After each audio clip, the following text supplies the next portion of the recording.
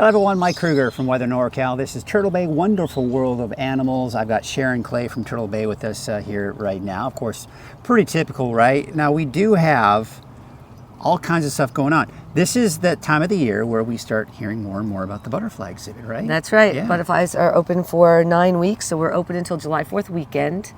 And we have got some fun things going on here because we have not just butterflies this year, but we've got some moths in here as well. Okay. And so it's really great to learn the difference between a butterfly and a moth because people confuse them. Like people think, well, if it's colorful, it's a butterfly, and if it's dull, it's a moth. But look at this. This is not, this is a Luna moth right here. So you can get an up close look. And this is another type of moth, a polyphemus moth. And look how cool their eyes are. That's like a clear, like opening. Oh, yeah. These guys are alive, by the way. They're just hanging out here. If I touch him, he's going to try to move on me. I put him on this flat. They don't like to hold kind of also like the butterflies do. They like more flat surfaces. So, but there's a lot of ways to tell the difference between a butterfly and a moth. Okay. Okay. The number one is that moths have feathered antennae. I noticed that, yeah. Yep, we're going to go in close. And butterflies have straight single antenna. And they're not like, So it's like your number one. You can see the Luna has the feathered.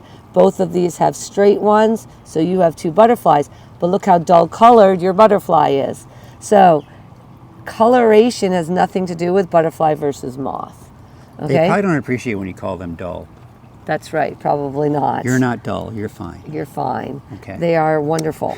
And they are all pollinators, even though most of the time moths are more nocturnal and butterflies are diurnal, awake during the day. Okay. So, which is why they're probably just hanging out there, right? yeah, and then correct. And then think about this.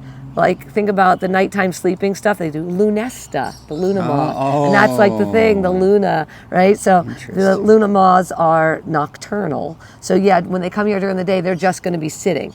Now also notice, this guy's eating, so his wings are open. But notice that your butterfly is sitting closed up so they can camouflage and hide.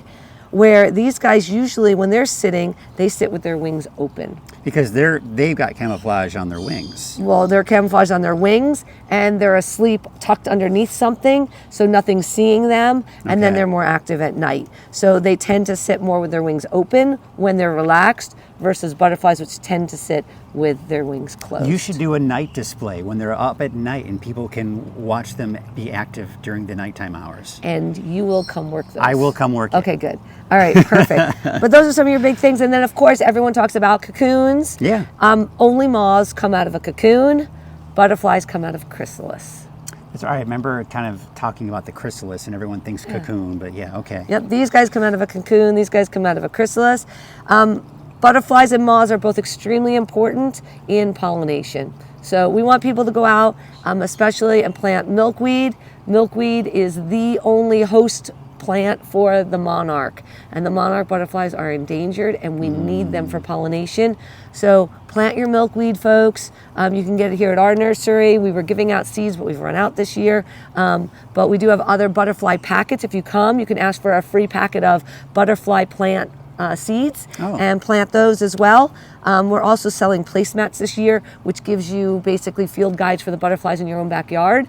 So that's super fun. Lots of stuff that you can do here. How fun is that? And to not only have a garden that has plants that help promote, bring them to your backyard, but then that just makes your backyard much more wonderful, wouldn't you say? Wonderful, that's right. Wonderful, yes.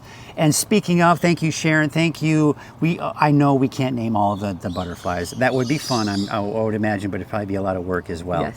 But I appreciate you all, and we will see you next week for another edition of Turtle Bay Wonderful World of Animals.